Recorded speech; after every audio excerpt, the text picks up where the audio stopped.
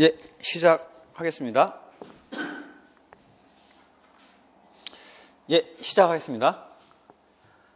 우리가 지금 한 페이지를 놓고 했던 얘기를 이제 조금 더 내용을 들어가 볼 거예요. 중요한 얘기는 이걸로 다 끝났어요. 전체 흐름 이야기도 다 끝났어요.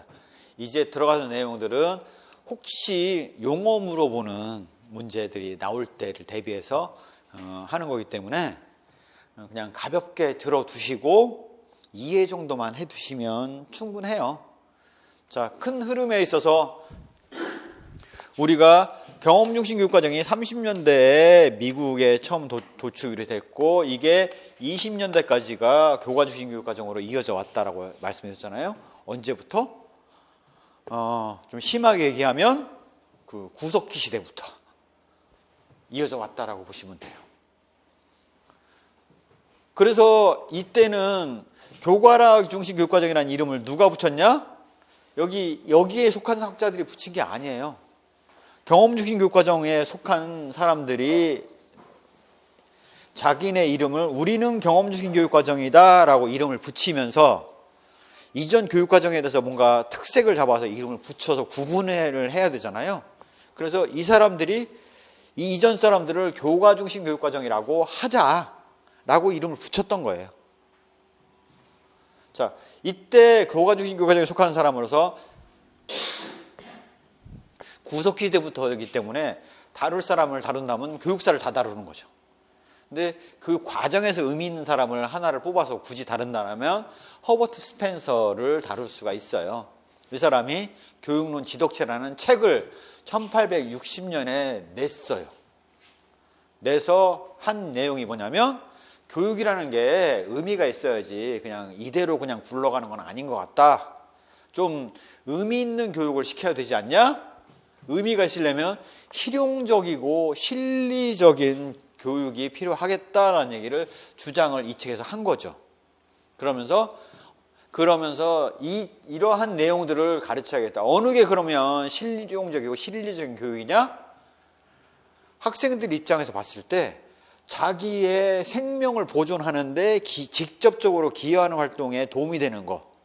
가장 대표적인 게 우리 초등학교 과목으로 따지면 실과 같은 과목.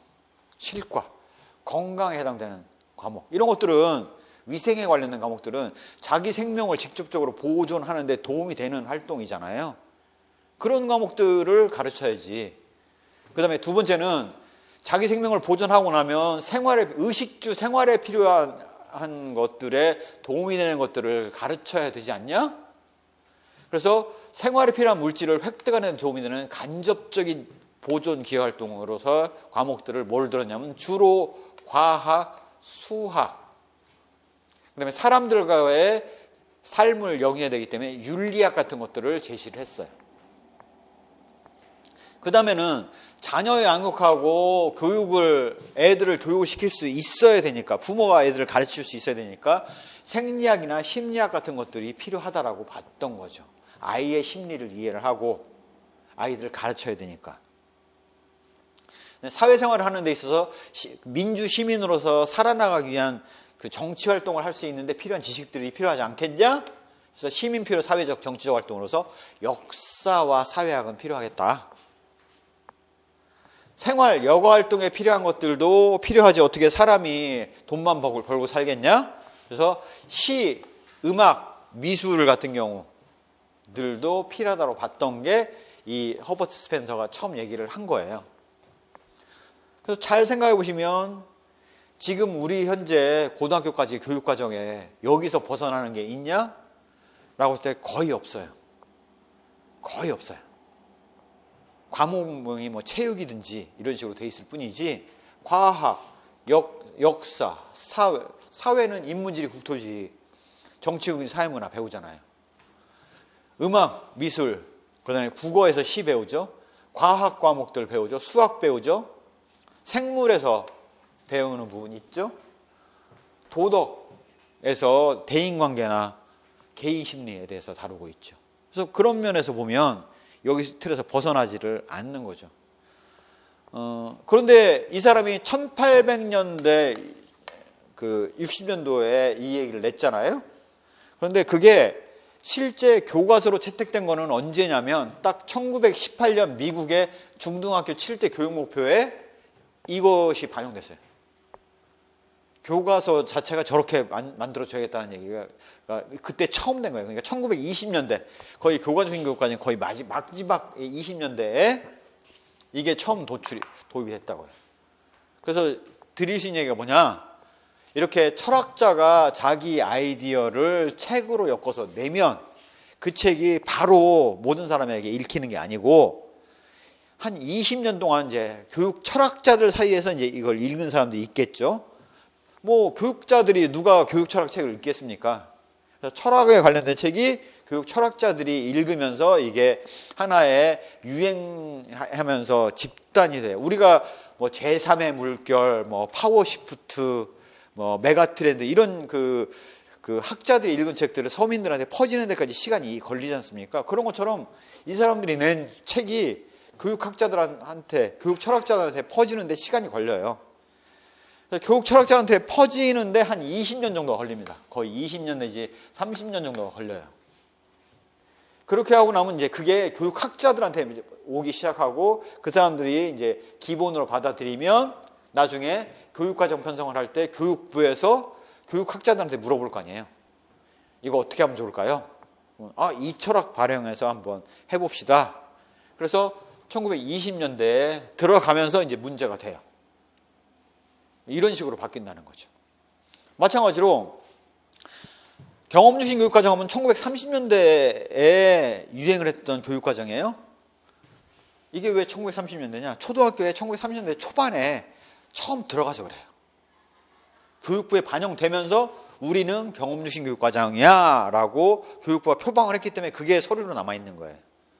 그러면 이 경험주신 교육과정의 철학적 기반은 누가 닦았냐면 듀이가 진보주의로 1896년에 나온 진보주의라는 책자 안에 기존의 교육 철학과 다른 새로운 철학으로서 진보주의를 표방을 했어요. 실용주의와 자연주의를 결합을 해가지고 그래갖고 이 사람이 낸 철학이 한 20년 정도 거쳐서 교육 철학자들 사이에서 인기를 끌고 그게 또 한 10년 정도에 걸쳐서 교육 학자들 사이에서 이제 대두가 되면서 1930년대 초반 겨우 가서야 약 30년 정도 지난 다음에 교육 과정으로 교육부에 딱 반영이 돼서 경험주신 교육 과정이 됐죠. 그래서 진보주의 등장을 하는데 이 사람이 기여를 했어요. 재밌는 게 그래서 경험주신 교육 과정에 막 비판을 받으니까 그래 경험주신 교육 과정의 태두인 듀이를 불러다가 청문회를 했어요. 진보주의 이거 문제 있는 거 아니요? 그랬더니 듀이가 뭐라고 하는 줄 알아요?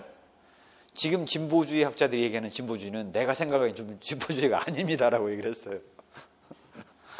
저는 이런 얘기를 한 번도 한 적이 없고 저는 이건 안 맞다고 생각해요 라고 원저자가 깠다니까요. 왜? 이 사람이 낸 게 교육 철학자들 사이에 퍼지는데 한 20년 정도 걸리고 그게 제도화돼서 반영되는데 1930년대까지 약 30년 자기 아이디어 난 데로서 평균 한 30년 정도가 걸렸다고요. 그 사이에 이 사람의 철학이 여러 사람들의 이야기를 거치면서 바뀐 거예요. 그러다 보니까 경험주의 교육과정이라고 나온 것들은 자기가 생각했던 진보주의가 아니었던 거죠. 그 말이 안 돼요. 왜 저한테 그러세요? 라고 듀이가 깠다는 거 아닙니까? 그런데 실제 듀이가 이렇게 이 실험학교까지 해서 철학에다가 실제 학교를 운영을 하면서 그 성과를 냈으니 이게 완전히 대박이 난 거 아닙니까? 터진 거잖아요. 모든 사람이 받아들였잖아요. 그래서 경험주의 교육과정을 초기에 했을 때는 야 이거 진짜 교육이 좀 진짜 도움이 되는 교육을 한다라고 사람들이 그 공인을 했어요. 다들 인정을 했어요. 부작용이 나오기 전까지는. 그러다 보니까 야 이거 초등학교만 이렇게 할 일이 아니라 중학교도 확장을 해야 돼. 근데 확장하려니 과목별로 교사들이 다르잖아. 초등학교는 담임 한 사람이 다 가르치는데 그래서 안 되겠다. 이거를 좀 연구를 좀 해봐야 되겠다. 그래서 타일러한테 8년 연구를 맡긴 거예요. 타일러한테.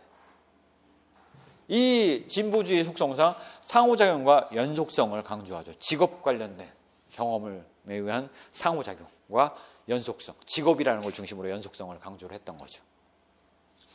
이거에다가 학교를 바꿈에 있어서 경험중심 교육과정에서 학교를 바꾸려고 해서 교육과정을 하려고 보니까 프랭클린 보빗이 교육과정학이라는 것들을 용어를 낸 거죠.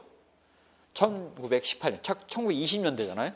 경험중심 교육과정, 교과중심 교육과정이 퍼졌던 20년대에 나왔는데 이거를 그제서야 반영을 하는 거예요. 경험중심 교육과정에서.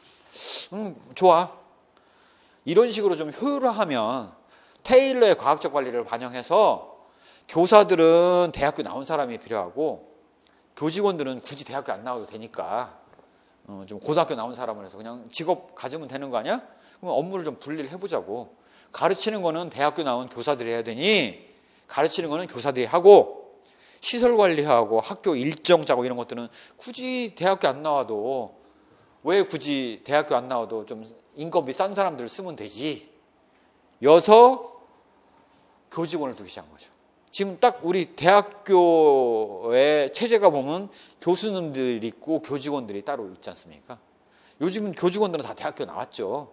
하지만 박사학위 갖고 있는 교수님들하고는 다르죠.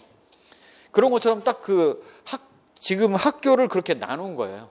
그래서 미국은 어떻게 되냐면 교사 출신들은 끝까지 교사예요. 교장은 교직원 출신이에요. 희한하죠? 그게 안착이 돼 있어요. 대신 교사들한테는 비서들까지 다 제공을 해줘요. 학사 일정 챙기고 이런 거. 교사는 정말 가르치는 것만 하고 나머지 잡무는 다 비서들이. 그래서 뭐 이 교사 2명당 비서 1명씩 있다든가 이런 식으로 다 해주거든요. 그런 식으로 하는 게 이 프랭클린 보빗이 처음 얘기를 한 거예요. 이때 교육 과정이란 이렇게 만들어져야 된다. 교사 중심으로 해서 라는 얘기를 처음 얘기를 했고 그런 것들이 반영이 돼서 이 정책 위반자 교육부 입장에서 볼 때는 진보주의 받아들여서 교육의 내용물을 바꾸고 교육의 형식에 있어서 학교는 교육 과정학을 받아들여서 학교의 운영 체제를 바꾸면 되겠네 해서 그때 바꾼 거예요. 그래서 학교가 체계가 1930년부터 달라집니다. 그래서 프랭클린 보빗이 얘기했던 내용을 보면 구성 절차는 이성적 성인생활 분류를 해야 되고 5단계로 보면 인간 경험을 광범위하게 분석을 해서 바로 이 스펜서의 내용들이 반영된 거죠. 20년대에 1920년대 반영됐던 게 그대로 이어져 와서 주요 분야 직무 분석을 해서 이 직무 분석은 왜 했냐면 교사가 꼭 해야 되는 업무와 아닌 업무를 구분하기 위해서. 교사가 꼭 해야 되는 업무는 대학교 나온 인건비 비싼 교사가 하고 교사가 꼭 안 해도 되는 업무는 고등학교 나온 교직원이 하면 되고 이거였던 거죠. 교육 목표 열거하고 목표 수립하고 10가지 경험 활동으로 이러한 것들이 나왔는데 이게 딱 뭐하고 관련됐냐면 요거하고 고스란히 이어지는 거예요. 이렇게 만들어졌고 그래서 이러면서 교육과정이라는 용어가 처음 나온 거예요. 그래서 경험중심 교육과정을 만들어내면서 자기네와 이전을 구분해야 되니 이전은 교과중심 교육과정이라고 하자라고 이때 이름을 붙인 거예요. 그래서 교육과정이라는 말 자체도 없었고 교과중심 교육과정일 때는 교육과정이라는 말 자체도 없었고 더군다나 그냥 가르치는 그냥 교수 요목만 있었어요. 이 과목에서는 이런 내용 가르쳐요 라는 교수 요목만 있었지 교육과정이라는 개념 자체가 아예 없었던 시대가 교과중심 교육과정의 시대라는 거죠. 그래서 경험중심 교육과정은 등장하면서 이전을 교과중심 교육과정이라고 하자라고 용어를 정의를 한 거예요. 그렇게 해서 됐고 그 다음에 이제 타일러한테 맡긴 거죠. 타일러한테 이거를 초등학교만 지금 그 경험중심 교육과정으로 돼 있는데 이걸 중고등학교, 고등학교에도 반영할 수 있는 방안을 좀 마련을 해봐 주세요 라고 연구를 맡겼어요. 그게 8년 연구예요. 8년 연구가 왜 얘기가 나오냐면 초등학교하고 중학교는 분명히 교과목 교사들이 다르단 말이에요. 그래서 그걸 반영하기 위해서 어떻게 하면 좋을까요? 라는 것들을 얘기를 했던 게 8년 연구를 얘기를 했고 거기에서 이 8년 연구를 통해서 타일러가 주장했던 교육과정을 중액교육과정으로 만듭시다. 아이들의 관심사를 하나의 줄기로 잡아서 놓고 여기에 관련 과목들이 필요한 부분들을 끼어들어가서 가르치면 되지 않습니까? 라고 했던 게 중해교육과정이고, 이거 맞다. 이렇게 아이들의 관심 있는 항목에 우리가 가르쳐야 될 지식을 이렇게 엮어 넣으면 가르쳐야 될 거는 다 가르칠 수 있으면서 아이들 흥미를 유발하는 데는 여전히 도움이 되겠네.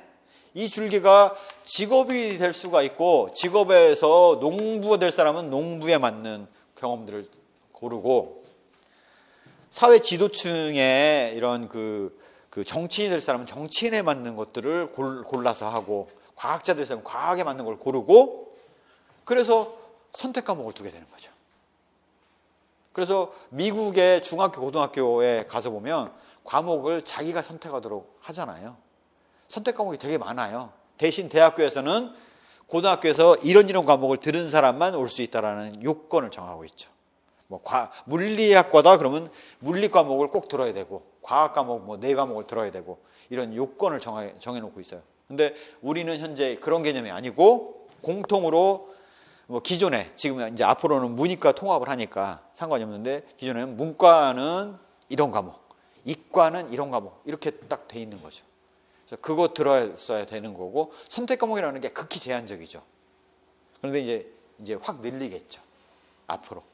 기본적인 방향은 이렇게 8년 연구의 경험주신 교육과정이 갖고 있는 방향을 그대로 가고 있는 부분이 있다라는 것들을 우리가 이해할 수가 있어요. 그 다음에 1939년도부터 2차 대전이 1945년까지 이루어져요. 그래서 하다가 미국이 참전한 시점에 이 타일러가 이거 8년 연구를 마치고 심리전에 투입이 돼요. 그때 교육학자들은 다 심리전에 그 교재 만드는 쪽으로 들어가고, 그 당시에 2차 대전을 하려니 가르칠 사람이 별로 없잖아요. 그래서 교보제 활동, 그러니까 영화라든가 교육용 영화 이런 거 만드는 거, 심리전에 쓰일 영화, 자본주의가 공산주의에 비해서, 그러니까 전체주의, 히틀러가 뭐가 문제인지, 나치가 무슨 문제가 있는지 이런 것들을 다 영화 만들어서 그걸로 교육하지 않습니까? 그래서 교육공학자들이 매체 발달을 했잖아요. 마찬가지로 그런 심리전 하겠는데 교육학자들이 다 들어간다고요. 그래서 교육공학적인 접근, 매체에 관련 접근까지 다 오만 걸 다 한 거죠. 타일러가.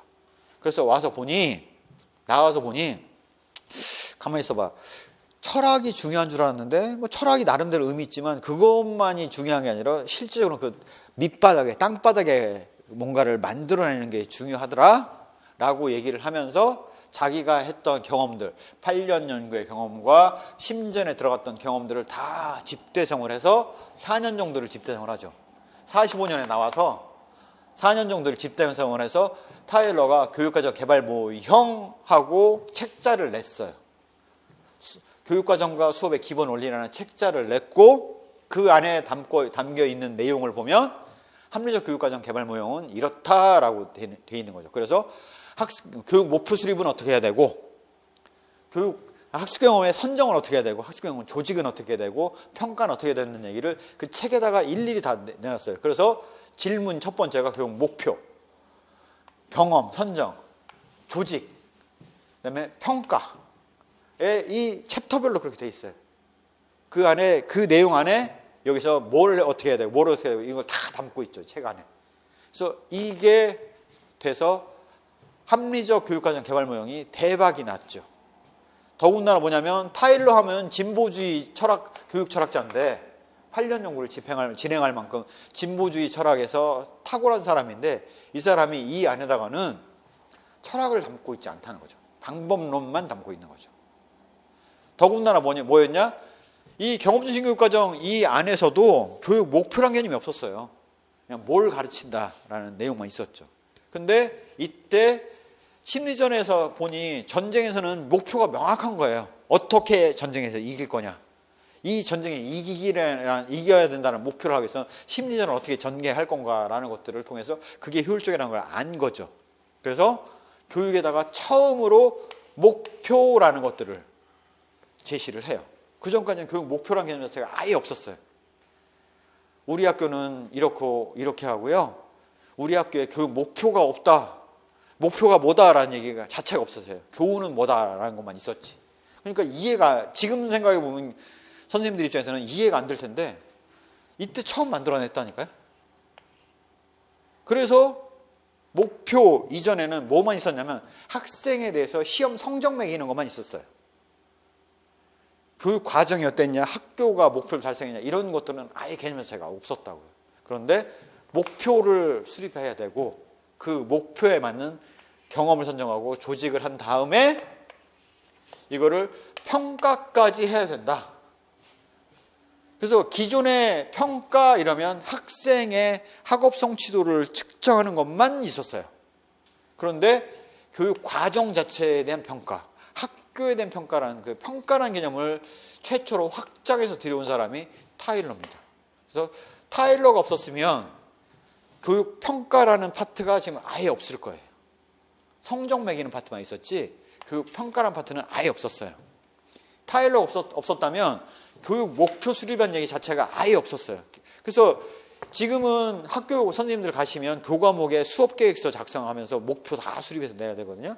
학급 운영 계획서 내면서 학급 운영 목표 같은 거 다 작성해서 내셔야 돼요. 그런데 타일러 이전에는 없었다고요. 그런 게. 그래서 타일러가 중요한 거예요. 계속 다뤄지는 거고. 없었던 걸 만들어 넣은 사람이에요. 분야를 새로 만들어 넣은 사람이라고요.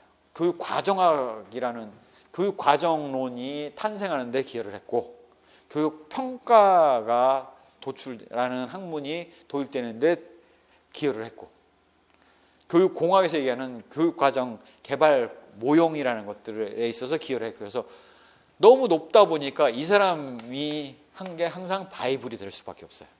책자로해서 이때 뭘 고려하고 이때 뭘 고려하고 이때 뭘 고려하고 다 써놨다고요. 나중에 배워요 우리가. 그래서 기본 논리가 뭐냐면 목표, 평가 이렇게 순차적으로 목표들이 일치돼야 된다라는 얘기를 목표라는 얘기를 처음 한 사람이라니까요. 교육과정 개발과 평가가 밀접하게 연관이 돼 있다라는 얘기를 처음 한 사람이에요.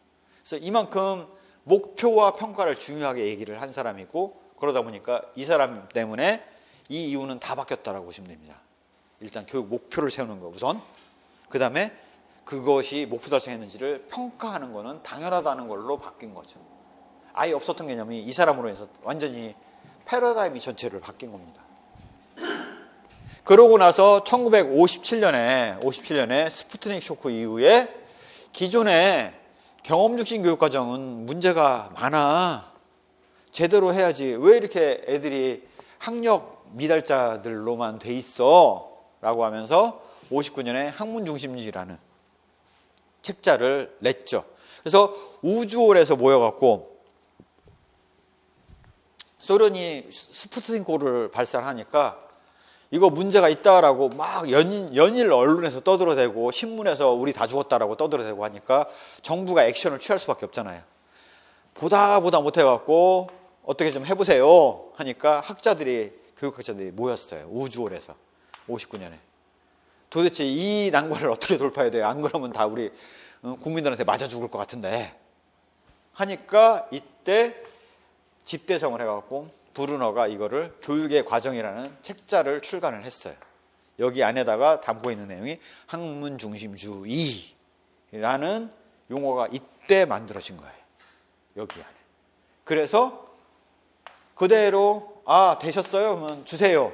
받아다가 그대로 1960년대 초반에 교육부에서 그대로 채택을 했어요. 그래서 학문중심 교육과정하고 만들어진 거예요. 그래서 이 안에 무슨 내용, 이 교육의 과정이라는 거 안에 지식의 구조를 가르치면 초등학교 어린이한테도 물리학을 가르칠 수 있고 과학교육 중심이 돼서 이렇게 폭과 깊이를 심화해가면서 지식의 구조를 만들어내고 이런 내용들이 그대로 여기 다 들어가 있다고요. 여기 이거예요. 지식 구조의 전이성이 구조를 갖췄을 때 학생들에게 전이를 통해서 하나를 가르치면 열을 알도록 만들 수가 있고 이렇게 효율성을 추구하지 않으면 안 되고 라는 얘기를 이때 이 사람이 여기다 담아 놓은 거예요. 준비하기 위해서는 어떤 내용들이 필요하고 이렇게 나선형 교육과정으로 만들어서 초등학교 1학년부터 물리가 생물이 다 반복이 돼서 고등학교까지 이어지고 그게 기반이 돼서 대학교까지 다 이어져야 된다라는 얘기를 처음 한 거죠. 간접 경험. 극화. 그래서 이 사람도 기존에 교과 중심으로 암기형으로 하는 게 문제가 있다는 걸 알잖아요. 그래서 이 사람이 학문 중심주의를 했음에도 불구하고 암기식으로 뭘 공식을 외워라 라는 건 말이 안 된다고 생각하는 거죠. 과학자들이 뭘 외우는 걸로 하고 있냐 이거죠. 과학자들은 다 원리를 탐구하는 쪽으로 하는 거지 지식을 암기하고 있는 사람은 없다 이거죠. 그래서 브루너는 암기형 지식이라는 개념 자체가 아예 없는 거죠. 그래서 실험실 실험을 통해서 실험하는 방법을 통해서 가설을 세우고, 그러니까 문제를 파악하고 가설을 세우고 가설을 검증해서 결과를 도출하는 과정을 익히면 핵심 과학 이론을 중심으로 해서 익히고 나면 나머지 부수적인 것들은 하면서 하면 된다 이거죠. 하는 방법을 아니까 낚시질을 하는 방법을 아니 물고기를 줄 필요가 없다는 거예요. 물고기는 참치가 뭔지 고등어가 뭔지 대표적인 거 맛만 보면 되고 굳이 뭐 멸치까지 다 맛을 봐야 되냐 이거예요. 맛볼 필요 없다 이거죠. 그거는 자기가 닥치면 가서 맛보면서 연구하면 되지 않냐 이거죠. 연구하는 방법을 가르치자 이게 브루너의 학문중심주의가 추구하는 바였던 거죠. 그러다 보니 기존에 허버트 스펜서에 따라서 교과서 만들고 듀이의 진보주의에 따라서 경험중 교육과정에 따라서 경험중심 교육과정에 맞는 교과서를 만들어놨는데 싹 다 뒤집어야 되잖아요. 새로 바꿔서 과학 중심으로 다 바꿔야 돼요. 말이 좋아서 학문 중심주의지 실상은 과학 중심 교육과정이에요. 과학이 목적이라고요. 그러고 나니까 할렌이 답이 안 나오잖아요. 교과서부터 없어요. 이걸 만들려고 하다 보니 타바가 귀납적 접근으로 얘기를 한 거죠. 어떻게?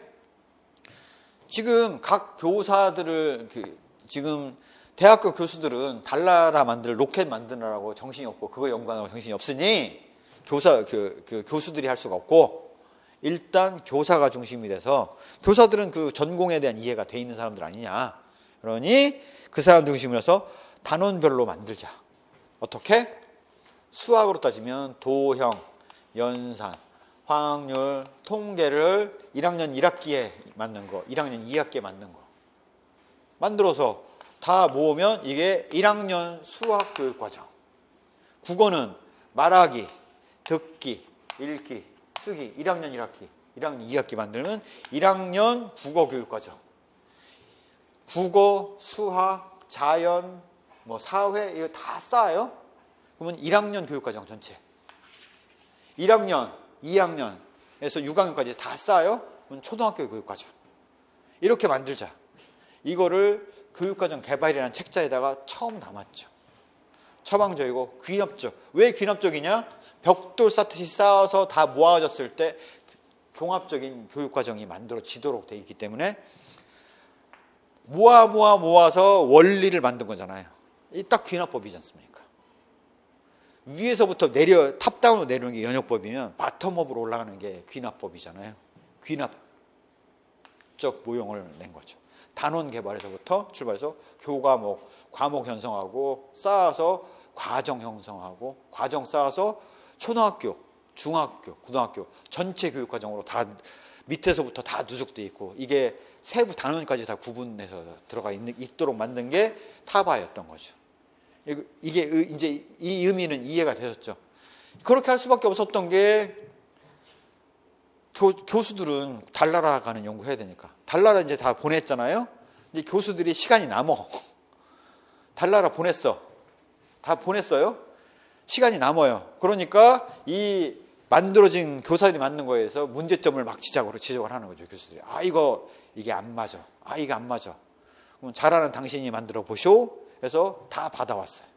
이때까지는 교사인데 그 다음엔 다 받아왔어요. 그래서 교육과정 만들 때 옛날에는 다 교사들 중심으로 만들었었는데 이제는 교육부에서 만들려고 하다 보니 하도 뭐가 안 맞는다고 대학 교수들이 컴플레인을 많이 할 거 아닙니까? 애들 제대로 안 가르쳐 온다고 컴플레인을 많이 하잖아요. 그러니까 자기네들 안 터지려고 교육부에서 안 터지려고 어떻게 했냐면 교수들을 모집을 해서 하기 시작한 거죠. 그래서 물리과를 만든다? 그러면 물리과 교수가 들어와. 한 명이. 교수 대표로. 그 다음에 물리를 가르쳐야 되니까 4대에 물리교육과 교수가 있을 거 아니에요. 그 물리교육과 교수가 들어와. 그다음에 교육과정 편성을 해야 되니까 교육과정 쪽에 대해서 잘하는 교수가 필요하잖아요. 그래서 교육학과 교수 하나가 들어와. 그다음에 거기에 관련된 매체도 써야 되고 개발 과정을 수업 방법도 적용해야 되잖아요. 그래서 교육공학 교수가 하나 들어와. 그다음에 교육부 공무원 하나 들어와. 외부에 교육과정 전문하는 연구소에 있는 사람 박사급이 하나 들어와. 그래서 박사급들이 쫙 들어와서 토의를 해요. 각자 자기 주장만 하는 거야. 그러니까 각자 자기 주장을 하는데 그 말이 서로가 맞을 수가 없잖아요. 관점이 아예 다른데. 그러니 어떻게 하냐면 이거 이렇게 합시다 라고 얘기하면 그거 이래서 안 돼요 라고 또 얘기하고, 그러면 이렇게 합시다 라고 하면 그거 이래서 안 돼요 하고 서로 하고 진행이 안 되거든요. 그래서 이제 교육학 그 공무원이 그렇게 하는 거죠. 교육부 공무원이 그렇게 하는 겁니다. 자, 그러면 일단 우리 서로 생각이 다르니 원칙부터 한번 세워봅시다. 뭐 가치 있는 거 교육을 해야 될 거 아닙니까? 의미 있는 거, 아이들에게 도움되는 교육을 할 거 아닙니까? 이런 원칙은 다 동의하시잖아요. 그런 원칙은 동의하죠. 그러면 일단 그 원칙부터 한번 정해보고, 원칙 정해지면 그 원칙에 맞으면 채택을 하고 안 맞으면 수정을 하든지 거부를 하든지 하면 될 거 아니에요. 빠꾸를 하든지 하면 될 거 아닙니까? 라고 얘기를 한 거예요. 그게 딱 수학 워커의 교육과정 개발의 실제성 얘기예요. 타일러가 만든 줄 알았더니 실제적인 것, 실제로는 그렇게 운영이 안 돼라는 비판을 이 사람은 했고, 그래서 타일러가 교육과정이 목표 수립하고 학습경험 선정, 학습경험 조직하고 평가하는 게 안 맞아. 실제 어떻게 하냐면 교수들 모여갖고 강령부터 원칙부터 정하고 원칙에 맞춰서 대안들 다 마련하고 있고 토의 수기해가지고 구체적인 설계를 하는 게 맞아. 이게 현실이야 라고 얘기한 게 워커였죠. 시기가 69년이에요. 무슨 얘기냐? 62년에는 교수들이 없었어. 달나라 로켓 만드느라고. 달나라 들어가고 나서 69년에 이제 들어온 거예요. 감나라 대추나라 참석하기 시작했고 74년도에는 워커의 수기모형이 나온 거죠. 그 사이에 바뀐 거예요. 처음에는 교사 중심으로 가다가 학문 중심 교육 과정을 할 때 교사 중심으로 가다가 중간에 이제 다들 이제 교수들이 한가해지니까 감나라 대추나라 하기 시작해서 들어온 게 워커의 수기모형이죠. 이러고 나니까 무슨 문제점이 발생하냐면 학교 현장에서 가르치려고 하니까 뭐가 안 맞아. 교사들 입장에서는, 교수들 입장에서는 자기 현재 관심사가 최신 이론일 거 아니에요. 근데 최신 이론을 막 집어넣으니까 교사들이 반발을 하는 거죠. 이거 이렇게 해놓으면 어떻게 가르치자는 얘기냐. 아인슈타인 상대신론을 어떻게 고등학교에서 가르쳐. 말도 안 되는 소리 하고 있네. 라고 까기 시작한 거죠. 이거 문제 있는 거 아니야? 파이너가 딱 얘기하면서, 야, 고등학교 교육의 주체는 교사와 학생인데 왜 교육과정을 만드는데 교사도 빠지고 학생도 빠져갖고 아무 관계없는 대학 교수들 자기네가 가르칠 것도 아니면서 막 마구잡이로 막 오만 거 다 넣어갖고 학교 교육을 엉망을 만들어. 이거 문제 있는 거 아니야? 이게 정말 학교 학생들한테 필요한 지식이 맞아? F는 MA 외워갖고 그거 써먹어본 사람 있으면 나와보라고 그래. H2O가 물이라는 지식 가지고 써먹은 사람 있으면 나와보라고 그래 하고 비판을 한 거죠. 이거 학교가 지식만 전달하는 데가 학교가 아니야 라고 처음 얘기한 게 재개념 주제죠. 이때 1970년대 68운동에 오면서 포스트 모더니즘이 등장을 했다라고 그랬잖아요. 그래서 70년대는 포스트 모더니즘 위주로 가면서, 야, 이런 거 애한테 아무 의미가 없어. F는 MA가 이 아이의 삶에 무슨 영향을 주는데 과학하는 애나 관심 있지 라고 비판을 하면서 인간 해방, 인간 경험, 의미를 이해하고 실존적 각성, 즉 자아실현하자 라고 이어지는 거예요. 그래서 철학과 교육학과 교육과정이 다 연결되는 거예요. 거기에 걸맞게 교사학습 방법이 바뀌는 거고. 그 당시에 이런 포스트 모더니즘에 영향을 많이 줬던 철학들이 어떤 게 있냐면 현상화, 해석화, 신마르크스주의로 교육과정을 이해했죠. 이게 무슨 얘기냐? 신마르크스주의. 마르크스주의의 핵심은 그거 아닙니까? 경제라는 하부 구조가 정치, 법률, 도덕이라는 상부 구조를 좌우한다라는 게 마르크스주의잖아요. 신마르크스주의는 뭐라고 얘기를 하냐면 경제만이 모든 걸 결정한다는 생각은 왜곡돼 있다. 다른 요소들이 결정하는 요소가 있지만 자가 무언가의 상부 구조를 하부 구조의 무언가가 결정하는 요소가 있는 건 맞다. 하지만 그게 경제만은 아니다.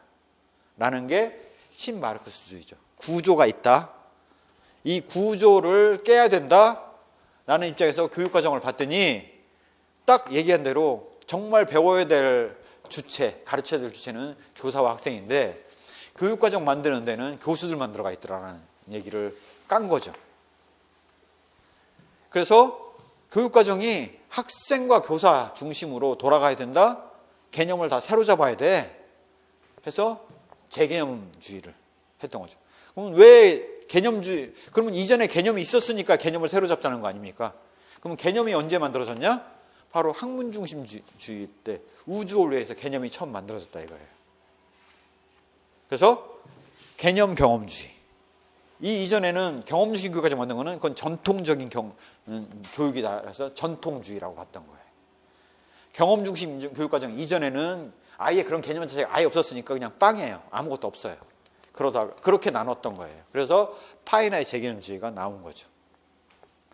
여전히 파이나의 재개념주의도 타일러 이론을 비판을 해요. 왜? 타일러가 바이블이니까. 타일러가 기본이에요. 그걸 비판을 하는 거예요. 왜? 기술 관료적 모형에 기초했다. 교육부의 공무원들 위주로 돼 있다 이거죠. 학생과 교사에 대한 배려가 하나도 안 돼 있다. 맥락, 상호작용 무시하고 문화적 헤게모니, 사회적 재생산, 잠재적 교육과정을 무시하고 있다는 거죠. 즉 잠재적 교육과정을 무시한다는 거의 의미는 지, 덕, 체의 전인교육이 돼야 되는데 이전 학문중심 교육과정까지는 지식만 담고 있다는 거죠. 교육이. 지식만 담고 있다는 거예요. 덕의 요소가 반영이 있다면 학생과 교사를 무시할 수가 없는데 이게 다 배제되어 있다 보니 지식 중심으로 되어 있다 보니 전혀 이해관계 없는 사람들이 나 몰라라는 교육을 시키고 있다는 게 비판이었던 거죠. 그래서 학교에서는 학교가 존재하는 이유는 이렇게 지식 전달만이 아니다. 이런 얘기를 해볼 수가 있겠죠. 학교가 존재하는 이유에 대해서 잠재적 교육과정이 나오면서 처음으로 학교가 왜 존재해야 되는지의 존재 이유가 입증이 돼요. 무슨 얘기냐? 잘 생각해 보십시오. 교육부가 1학년 1학기 때는 국어에서 뭐 가르치고 산수에서 뭐 가르치고 이거 다 오픈하고 있죠. 교과서 보면 다 알잖아요. 똑같은 내용을 집에서 가르친다고 생각해 보자고요. 그럼 뭐가 다르냐 이거예요. 학교하고.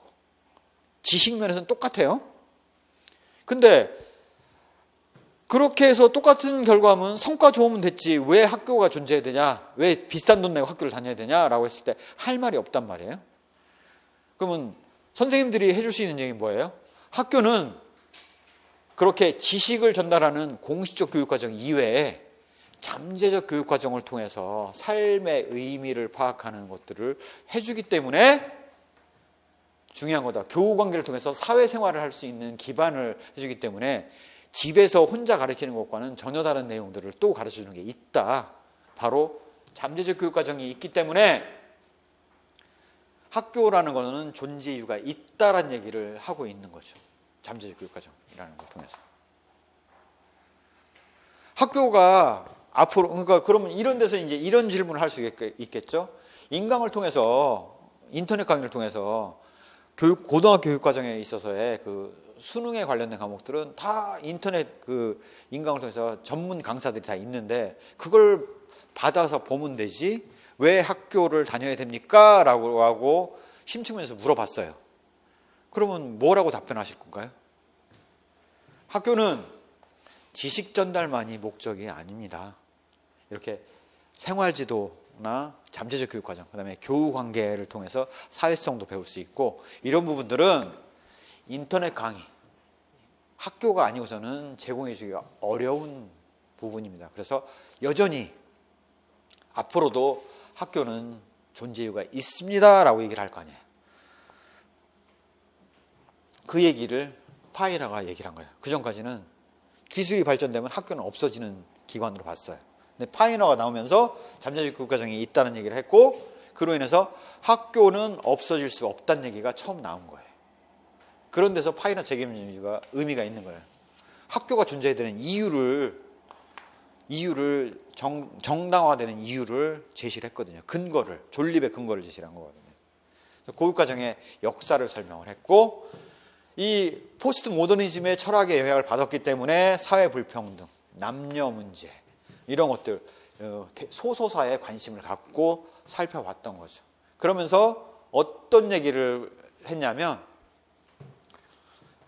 쿠레레로서의 교육과정에 대해서 얘기를 한 거죠. 기존의 교육과정은 경주로처럼 말들이 공통으로 달리는 경주마로서 학교는 동일한 내용을 제공하면 동일한 내용을 받아가는 걸로 생각을 했어요.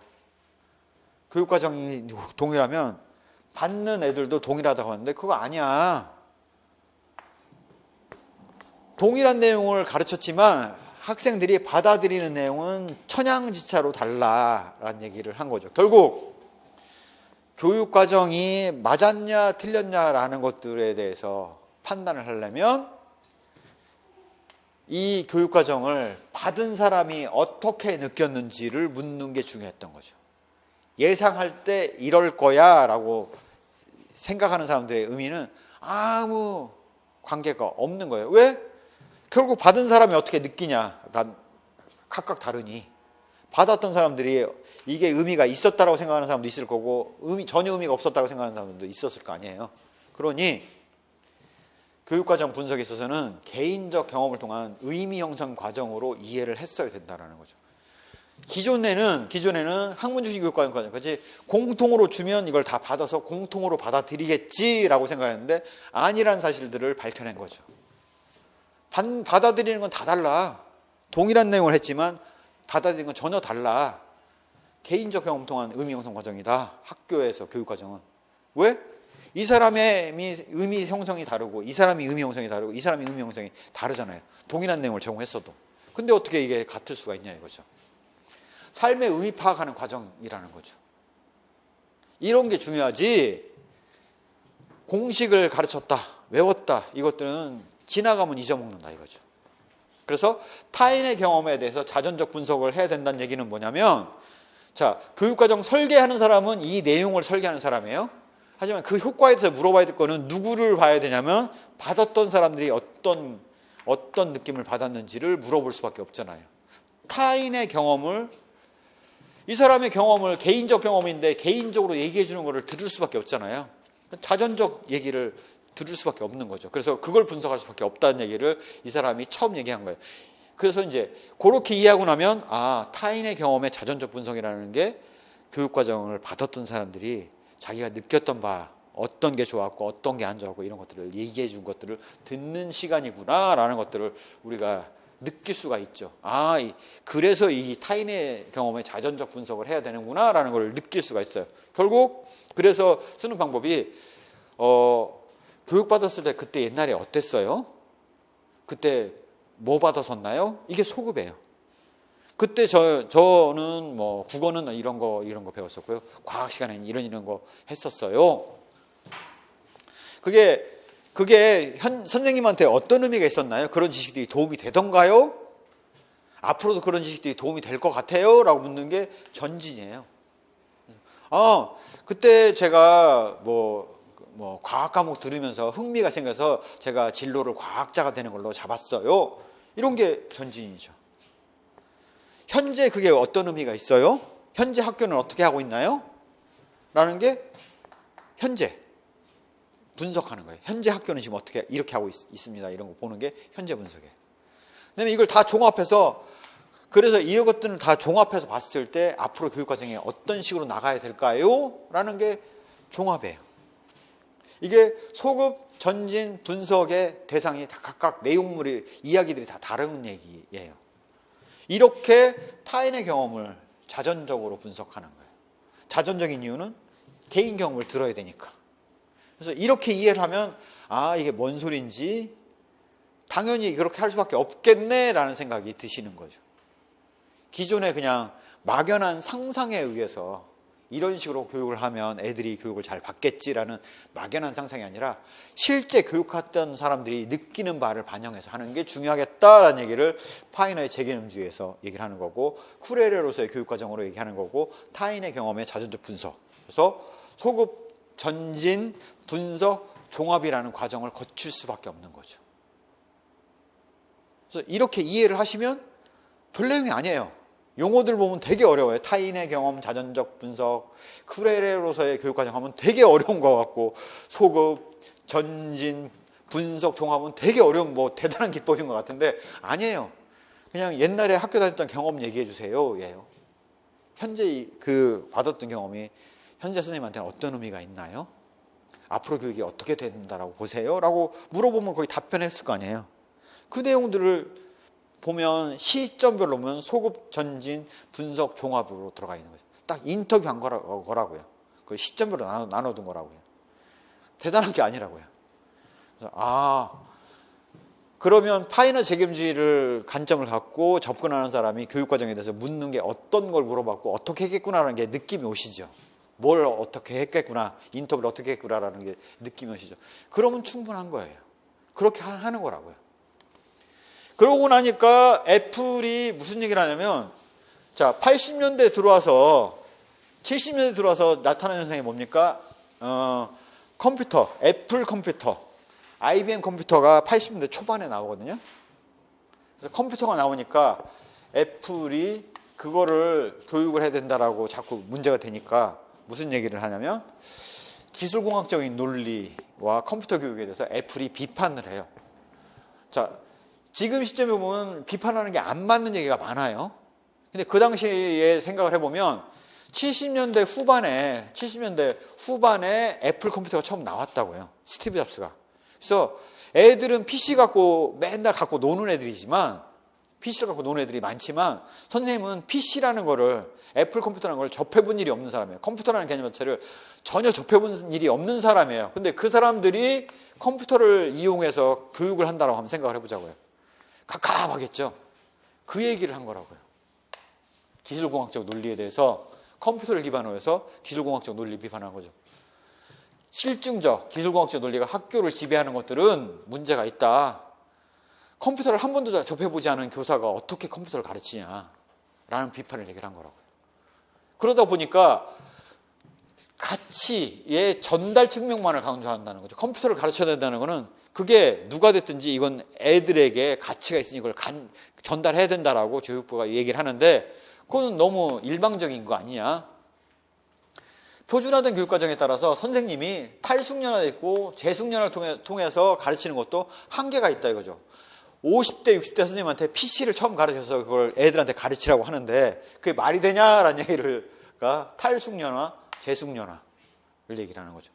교사의 소외될 수밖에 없죠. 아무리 선생님이 새로 열심히 PC를 가르쳐도 맨날 컴퓨터 갖고, 애플 컴퓨터 갖고 놀고 있는 애들하고 어떻게 선생님이 더 잘할 수 있어요? 선생님은 그것만 하는 게 아닌데.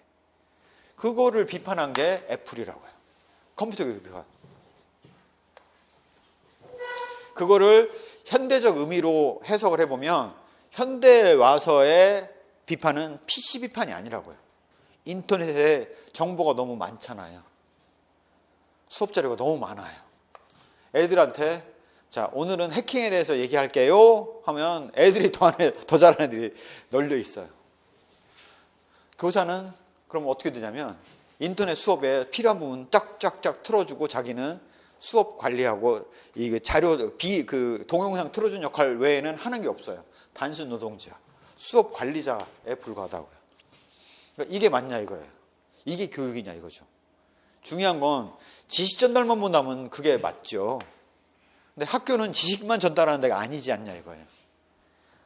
너 어떤 걸 하고 싶어? 너는 어느 게 더 행복해? 라는 자아 실현의 방안을 같이 상호작용하고 대화를 하는 게 교사지, 지식 전달하는 게 무슨 교사냐라는 얘기를 하는 게 이 애플의 비판의 핵심이라고요. 컴퓨터는 아동 계층 간 차별 심화. 지금에 와서 보면 컴퓨터 없는 집이 어디 있어요? 아무리 못 살아도 컴퓨터 한 대씩은 다 있죠. 휴대폰 없는 애들이 몇이나 됩니까? 그것도 스마트폰으로. 그러니까 이건 말이 안 되는 얘기죠. 근데 당시에는 맞는 얘기죠. 애지간히 부잣집 아니고서는 애플 컴퓨터를 집에다 둘 수가 없죠. 못 사는 애들은 그래서 컴퓨터를 아예 접할 수가 없는 거고, 애플 컴퓨터를. 잘 사는 집 애들은 애플 컴퓨터를 막 2대, 3대씩 들고 있는 거고. 이거는 애플 1, 이건 애플 2, 이거는 IBM PC 하면서 3대씩 들고 있는 애도 있고. 여기마다 돌아가는 게임이 달라 이러면서 하고 있는 그 시대 얘기니까 컴퓨터는 아동 계층만 차별 심화를 한다라는 얘기가 그 당시에 나올 수 있었던 거예요. 지금은 안 맞죠. 지금은 우리나라에서 보시면 인터넷을 너무 과하게 해서 문제지 아무리 못 살아도 인터넷 없는 집이 어디 있습니까? 그래서 그런 면을 감안해서 보셔야 돼요. 그런 얘기를 하면서 여기서 의미하는 바는 컴퓨터가 아니라 ICT가 우리나라 앞으로의 교육에 어떤 영향을 미칠 것인가에 대한 거를 봐야지, 당시에 컴퓨터는 아동 계층 간 차별화를 심화한다는 얘기를 써놓고 나면 이게 도대체 뭔 소린지 아무 의미 없는 얘기 같고 이게 왜 여기 나왔는지 맥락도 이해도 안 되고 그런 상황에서 보면 이해가 안 되는 거죠. 응용해서 보면 앞으로의 ICT 발전에 선생님들보다는 애들이 훨씬 빠르단 말이에요. 그러면 애들의 발전에 과연 선생님이 따라가는 게 맞는 거냐, 교육 입장에서. 아니면 낙후된 기술들을 밖에 모르고 있는 선생님이 그걸 가르치고 있는 게 맞는 거냐라는 게 문제가 되겠죠. 자, 이런 문제가 되다가 1980년대가 되면서 어떤 현상이 나타나냐면 애들이 너무 교육을 받아서 얻는 게 없다. 그거 문제 있는 거 아니냐. 애들이 죄다 놀자판이다. 자기 좋아하는 놀이 중심의 특별활동만 하려고 하고 공부하는 건 잘 안 하려고 한다. 이래서 교육이 100년대계인데 나라 발전에 도움이 되겠냐? 그래서 복고주의가 1980년대에 등장을 해요. 그래서 기초교육 강화운동을 하는 거죠. 그래서 모든 걸 다 잘하자는 건 아니다. 그래서 네이션의 리스크라는 1980년대 국가위원회에서 교육과정 개혁에 대한 논의를 전개를 하면서 1982년에는 파이데이아 제안을 하죠. 이 파이데이아 제안, 아들러의 항존주의 토대로 하고 있는 파이데이아 제안을 받아가지고 네이션의 리스크가 나오면서 1980년도에 나오면서 그게 교육과정에 반영이 되는 거죠. 그래서 그래 좋아. 5가지 기초교육은 철두철미하게 하자. 대신 나머지는 전인교육 하자고. 그 5과목은 영어, 수학, 과학, 사회, 컴퓨터예요.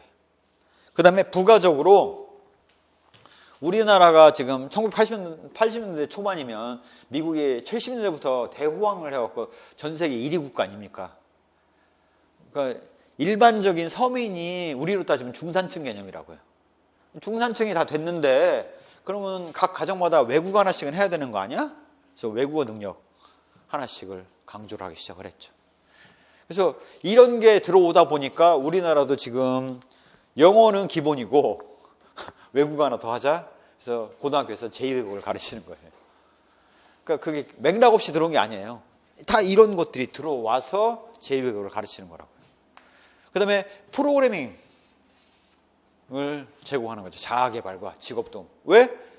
기초교육 강화하고 나머지는 전인교육 해야 되는데 기존보다 기초교육 강화하면서 전인교육 부분이 부족할 수 있으니 거기에 대해서는 자아개발, 직업훈련 관련된 프로그램을 제공을 하면 실질적으로 도움이 되는 전인교육 아니냐라는 얘기를 한 거죠.